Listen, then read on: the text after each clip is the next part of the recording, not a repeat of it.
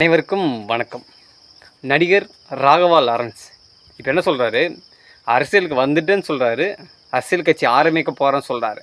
உண்மையிலே அரசியலுக்கு வந்துட்டாரா, இல்லை அரசியல் கட்சி ஆரம்பிக்க போகிறாரா, இல்லை ஏற்கனவே இருக்கிற கட்சியோட இணைய போகிறாரா, இல்லை இந்த இடைத்தேர்தலில் திருச்சி கிழக்கில் போட்டியிட போகிறாரா என்பதை நேற்று அவர் கொடுத்த நேர்காணல் மூலிமா நம்ம தெளிவாக பார்த்துடலாம். ஃபஸ்ட்டு அவர் பேசுகிற காணொலி நீங்கள் பாருங்கள், அதுக்கான விளக்கத்தை நம்ம பார்க்குவோம். ரோட்டில் இருக்கிற தெருநாய் கூட நம்மளை பார்த்தா கத்தும், யார் இது புது ஆள் வந்திருக்காங்க அப்படின்னு. அந்த தெருநாய் இருக்குல்ல, அதுக்கு பிடிச்ச பிஸ்கெட் போடணும். ஒரு சில தெருநாய்ங்கள்லாம் பார்த்தீங்கன்னா பிஸ்கெட் சாப்பிடாது, பிரியாணி தான் சாப்பிடும், நான்வெஜ் தான் சாப்பிடும். அதுக்கு பிடிச்ச மாதிரி செஞ்சு அதை போட்டு அது நம்மளை கத்தாமல் பார்த்துணும். ஒரு நாய்க்கோ ஒரு வீட்டுக்கே இவ்வளோ ஆகுதுன்னா, ஒரு நாட்டை கொடுத்துருக்கீங்க, கொஞ்சமாவது டைம் கொடுங்க, பாசிட்டிவாக திங்க் பண்ணுங்கள். புதுசாக அரசு வேணும், மாற்றம் வேணும்னு கேட்குறீங்க. மாற்றம் வந்துடுச்சு, மாற்றத்துக்கு கொஞ்சமான டைம் கொடுக்கணும்வா? ஒரு வாடகை வீட்டுக்கே நம்மளுக்கு இவ்வளோ கஷ்டப்பட வேண்டியது இருக்குது. ஒரு அரசாங்கத்தை புதுசாக கொடுத்துருக்காங்க. ஸோ என்னை பொறுத்த வரைக்கும் அவங்களுக்கு கொஞ்சம் டைம் கொடுத்தா நல்லதுன்னு நினைக்கிறேன். அவர் என்ன சொல்கிறாருன்னா, ஒரு புதிய வீட்டுக்கு போனால் அந்த வீட்டுக்கு எதிரே இருக்க தெருநாய் கூட குலைக்கும், அப்படி குலைக்கக்கூடாதுன்னா அதுக்கு பிஸ்கெட் போடணும்னு சொல்கிறாரு. சரிங்களா? அப்படின்னா இப்போ இங்கே இந்த கேள்வியை இது யாரை பார்த்து சொல்கிறாரு? இங்கே ஆட்சியாளர்களை பார்த்து தான் எதிர்கட்சிகள் விமர்சனம் பண்ணுறாங்க, பாதிக்கப்பட்ட மக்கள் கேள்வி கேட்குறாங்க. அப்போது இங்கே தெருநாயின்னு சொல்லிட்டு யாரை சொல்கிறாரு? இது ஜனநாயக உரிமை இல்லையா? இந்த ஆட்சியாளர்களை பார்த்து கேள்வி கேட்கறதும், இங்கே நடந்த தவறுகளை எதிர்த்து கேள்வி கேட்கறதும் இந்த பொதுமக்களும் எதிர்கட்சிகளும் இருக்கிற உரிமை தானே. அப்போது இந்த கேள்வி கேட்கக்கூடாதுன்னு சொல்லி ஒரு நாயோட ஒப்பிட்டு பேசுகிறாருன்னா, இவருடைய அரசியல் முதிர்ச்சி எதை நோக்கி காட்டுகிறது? நீங்கள் தான் அதை முடிவு செய்யணும். அடுத்து இரண்டாவது அவர் என்ன சொல்கிறாருன்னா, நான் அரசியலுக்கு வரலாமா வேண்டாமான்றதை என் ரசிகர்களும் என் அம்மாவும் முடிவு பண்ணட்டும் என்ற மாரி அவர் சொல்கிறாரு. நாம் என்ன கேட்குறோன்னா, நீங்கள் அரசியலுக்கு வர்றதுக்கு உங்கள் அம்மாவுக்கும் ரசிகர்களுக்கும் என்ன சம்பந்தம்?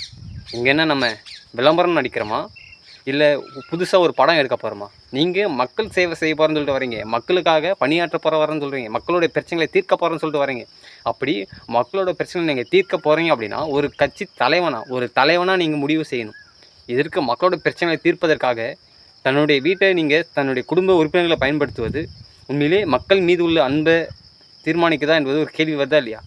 சரி, நாளைக்கே நீங்கள் கூட ஒரு ஆட்சியில் உட்காந்துட்டீங்க, முதலமைச்சராக ஆகிட்டிங்கன்னா மக்களுடைய பிரச்சனையை தீர்ப்பதற்காக நீங்கள் முடிவு செய்வீங்களா?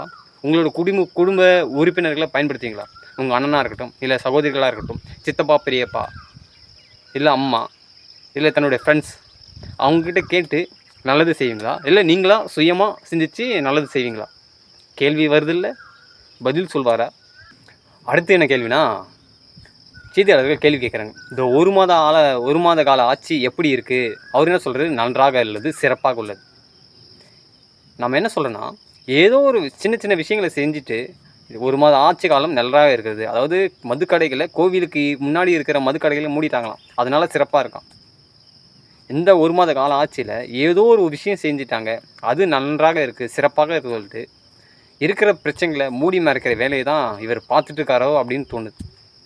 சின்ன சின்ன விஷயங்கள், இப்போ மதுக்கடை கூட எடுத்துங்களேன், அதே மதுக்கடைகள் தனியாருக்கு போகுது. இங்கே தினந்தோறும் மக்கள் போராடிட்டு இருக்காங்க. கடந்த 30 நாட்கள் மட்டும் கிட்டத்தட்ட 150க்கும் மேற்பட்ட போராட்டங்கள் நம்ம தமிழ்நாட்டில் நடந்திருக்கு. அப்போது அதெல்லாம் பிரச்சனையாக தெரியலையா? அதாவது இவருடைய செயல்பாடு எப்படி இருக்குன்னா, இங்கே இருக்கிற பிரச்சனைகளை மூடி மறைச்சிட்டு இந்த ஆட்சியாளர்கள் பெருமையாக பேசுகிறதுனால இங்கே இருக்கிற பிரச்சனைகளை அவர் மூடி மறைக்கிறதா தான் இங்கே நினைக்க தோணுது, எதிர்பார்க்க தோணுது. அப்படி தானே? பிரச்சனைகள் இங்கே இருக்குது, அதை பற்றி பேசினாதான் நீங்கள் மக்களுக்காக நீங்கள் வரீங்க, மக்களுக்காக செயல்பட போகிறீங்க அப்படின்னு அர்த்தம். இங்கே இருக்கிற பிரச்சனையை மூடி மறைச்சிட்டு ஆட்சியாளர்களுக்காக நீங்கள் ஆதரவாக நீங்கள் இருக்கிற பிரச்சனையை மூடி மறைக்கிற மாதிரி நீங்கள் பேசுனீங்கன்னா, நீங்கள் புதிய கட்சி தொடங்குவோ இல்லை இங்கே மக்களுக்காக சேவை செய்ய வர மாதிரியே தெரில. ஏற்கனவே இருக்கிற கட்சிகளாக கூட இணையிற மாதிரி தான் எங்களுக்கு தெரியுது. நாம் கேட்குற கேள்விக்கு அவர்கிட்ட பதில் இருக்காது. ஏன்னா இவர் தற்போதைய ஆட்சியாளர்களுக்கு, தாவேக அரசுக்கு அவர்கள் செய்யும் தவறுகளை மூடி மறைக்கும் வேலையை தான் இவர் செய்கிறார். மக்கள் போராடுறாங்க, ஆனால் அவர் நல்லது நடக்குதுன்னு சொல்கிறாரு, அதுக்கான கூடுதல் டைம் கேட்குறாரு. 6 மாதம் காலம் அவங்க கேட்குறாங்களோ இல்லையோ, இவர் கேட்டுட்டு இருக்காரு. கேட்டால் நான் மக்களுக்காக சேவை செய்ய வரேன், மக்களுக்காக கட்சி தொடங்க வரேன் அப்படின்னு சொல்கிறாரு. அதே போல் இந்த மக்களை தெருநாயோடு ஒப்பிட்டு பேசுகிறாரு. யாருக்காக? இதே ஆளுங்கட்சிக்கு ஆதரவாக இந்த மக்களை திருநாயோட ஒப்பிட்டு பேசுகிறாரு. இவர் வந்து மக்களுக்காக சேவை செய்ய வராரா, இல்லை ஆளுங்கட்சிக்கு ஆதரவான ஒரு தூதுவராக வராரான்னு சொல்லிட்டு தான் ஒரு கேள்வி வருது. நீங்கள் எப்போவுமே கஷ்டப்படுற மக்களுக்கு நீங்கள் ஊனமுற்ற நீங்கள் மாற்றுத்திறனாளிகளுக்கு சேவை செய்கிறீங்க, வாழ்த்துக்கள், பாராட்டுகள். அது கருணையின் அடிப்படையில் பண்ணுறீங்க. அதே போல் மக்கள் கஷ்டப்படும் போது அவங்களுக்காகவும் நீங்கள் குரல் கொடுக்கணும்.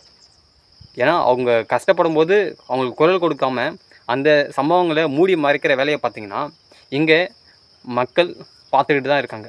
வெறும் ரசிகர்கள் மட்டும் உங்களுக்கு வாக்கு செலுத்த மாட்டாங்க, மக்களும் உங்களுக்கு வாக்கு செலுத்துவாங்க. எப்பவுமே மக்களோட முடிவை நீங்கள் அறிந்து கொள்ளுங்கள். வெறும் ரசிகர்கள், தன் வீட்டு குடும்ப உறுப்பினர்கள் முடிவை அறிந்து கொள்ளாதீங்க. முழுக்க முழுக்க எனக்கு எப்படி தெரியுதுன்னா, இவர் திருச்சி கிழக்கு தொகுதியில் போட்டியிட போகிறாருன்னு சொல்லிட்டு நான் எதிர்பார்க்குறேன். அதனால தான் இந்தமாரி சம்பவங்கள்லாம் இவர் சொல்கிற பதில்களை வச்சு நம்மளால் புரிஞ்சிக்க முடியுது. நீங்கள் என்ன நினைக்கிறீங்க? கமெண்டில் பதிவு பண்ணுங்கள். நம்ம சேனல் சின்ன சேனல், கொஞ்சம் சப்போர்ட் பண்ணி ஆதரவு கொடுங்க. நன்றி, வணக்கம்.